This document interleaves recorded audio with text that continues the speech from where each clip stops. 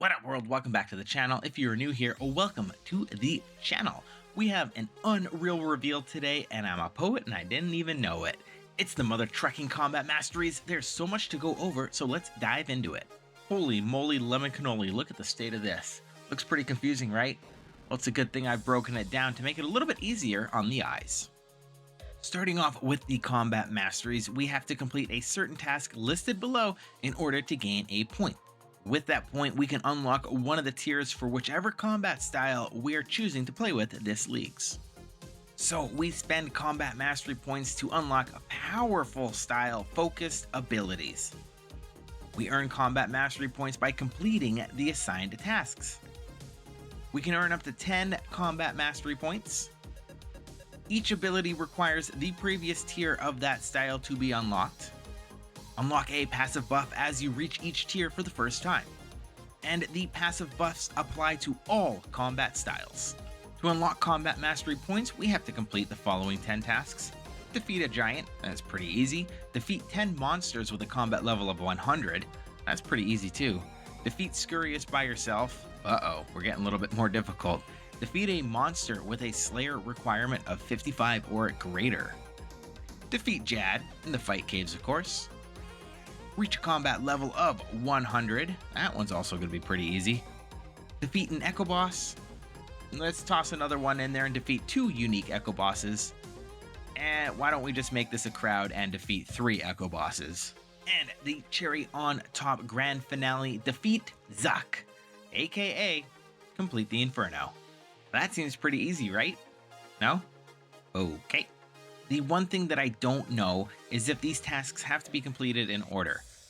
I'm assuming they have to, just the way that they are listed, but can we defeat Scurious before we defeat 10 monsters over level 100?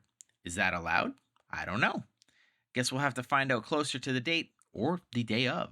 Each combat style has 6 tiers, and we have a potential to unlock up to 10 slots. I have a feeling that most people will go for a tier 6 on the main hand, and then a tier 4 on the switch.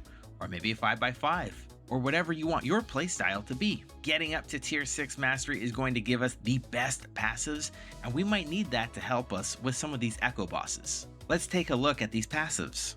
Tier 1 is 95% chance to save weapon charges, ammo, and runes used for spells. Tier 2 is healing from all sources is increased by 20%. Tier 3 accuracy with all styles is increased by 100%. Tier 4 damage taken is reduced by 15%. Tier 5 prayer point gain from all sources is increased by 25%. Tier 6 attacks with all styles now have a 60% prayer penetration. These are some pretty nice passives to have.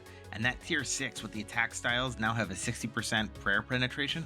I think this is really going to help us on Echo Bosses, as there's probably going to have overheads, and maybe even multiple overheads. Alright, smashing our way into the first combat mastery, Melee. Tier 1, we have melee hits have a 25% chance to roll damage twice and take the highest results. Tier 2 is melee hits have a 10% chance to generate an echo hit, which is an additional melee hit, 50% of your max hit. It respects the accuracy and it will only work in PVM encounters. Tier 3 is melee attacks set to 80% rounding down. So what this means is whatever melee weapon you're using will become 1 tick faster. 3 tick and 6 tick will benefit the most from this, as 6 tick goes all the way down to 4 tick and 3 tick will become a 1 tick because of the rounding down effect. The tier 3 mastery is definitely going to be one of the ones that you want to unlock as quick as possible. Tier 4 is melee hits have a 5% chance to heal 40% of the damage dealt. It's not crazy good, but it's still good because you get health gain.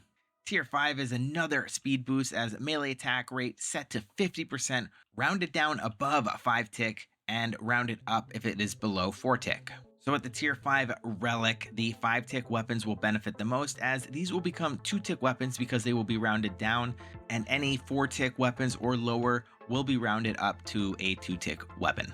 Lastly, tier 6, your chance to generate a melee echo increases to 20%, and your echoes can generate additional echoes up to 8 times in a row. I cannot wait to see the stack that you can drop on something with that. Someone in Discord said that there is a 1 in 234,000 and change chance for a single scythe swing to hit 24 times. Oh my god, that's going to be massive. Shooting on over to the second combat mastery is range. Tier 1. Damage rolls beneath 30% of your max hit with ranged are increased to 30%. That is pretty massive for a tier 1 mastery. All of your hits will be 30% of your maximum hit. This will be especially nice in those early levels. Tier 2, each subsequent ranged attack has a max hit increase by an additional 5%, resets after a plus 20%. Tier 3, we have the Speed Relic, ranged attack rate set to 80%, rounding down. Same as before with the Melee Relic, 3-tick and 6-tick will benefit the most from this, as 6-tick go down to 4 ticks and 3-tick become a 1-tick because of the rounding down effect. Yes, your blowpipe is going to be a 1-tick, your knives 1-tick, darts 1-tick. It's going to be a machine gun. Tier 4, every 5th ranged hit heals you 5 hit points. So that's pretty much 1 hit point every hit. I don't think you're really going to notice this much the further you get into leagues. Tier 5 range attack rate set to 50%, rounded down above the 5 ticks and rounded up below the 4 ticks. With the Tier 5, the 5-tick weapons will benefit the most as they become the 2-tick. And Tier 6, never miss with ranged in PvM encounters only. This mastery seems completely broken in my head. You can be running around in full Justicar with a twisted bow. Or you could be running around in full Carols with the Echo gloves and absolutely Gatlick gunning everything down. I cannot wait to get my hands on this. Blasting on over to the third combat mastery is magic. Tier 1, when you roll above 90% of your maximum hit with magic, damage is increased by 50%. Tier 2, magic max hit is increased by 5% per tick in between your attacks, up to a 40%. This one kind of confuses me because is it like while you're in combat or not in combat? Because if I just click the monster and then click away and wait a couple ticks to reach that 40% and then click the monster again, it's very confusing. I don't understand it. Tier 3, magic attack rate is set to 80%, rounding down. I really don't feel like this one's going to benefit magic right away, as there really isn't any. Actually, I don't think there are any 6-tick magic attacks. I believe they're all 5-tick, which means they all just become 3-tick.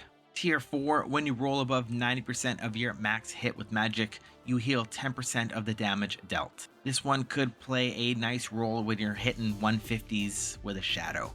But again, that's more late game now. Tier 5 is magic attack rate set to 50%, rounded down above 5-tick, rounded up below 4-tick. Now this is where our magic items become 2-tick.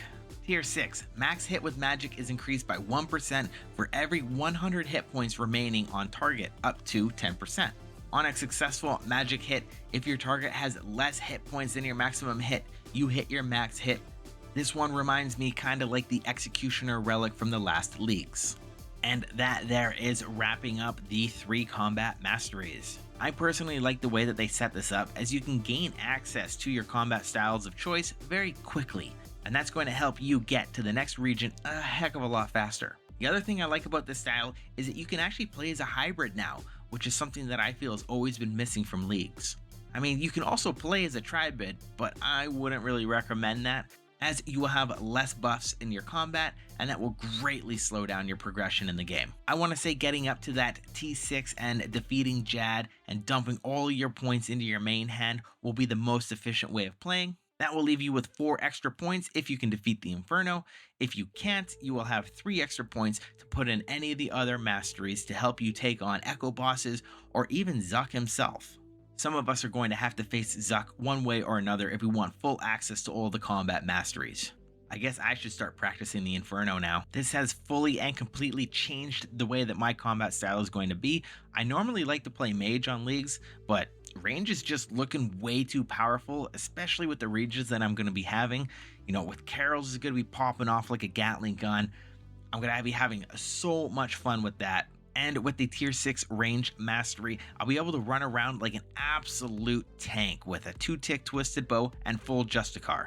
This should also help me get through that Inferno. For the offhand, I plan on choosing going down the melee route, as I will have access to the wild and the Kopesh, and that will help me take on the corporeal beast for that juicy pet drop. Has this changed your entire plan with leagues? You know, what masteries are you going to pick? Let me know down in the comments below. Thank you all for joining me. If you guys did enjoy it, give it a massive thumbs up and subscribe for more content. It is always greatly appreciated, and I will see you in the next one.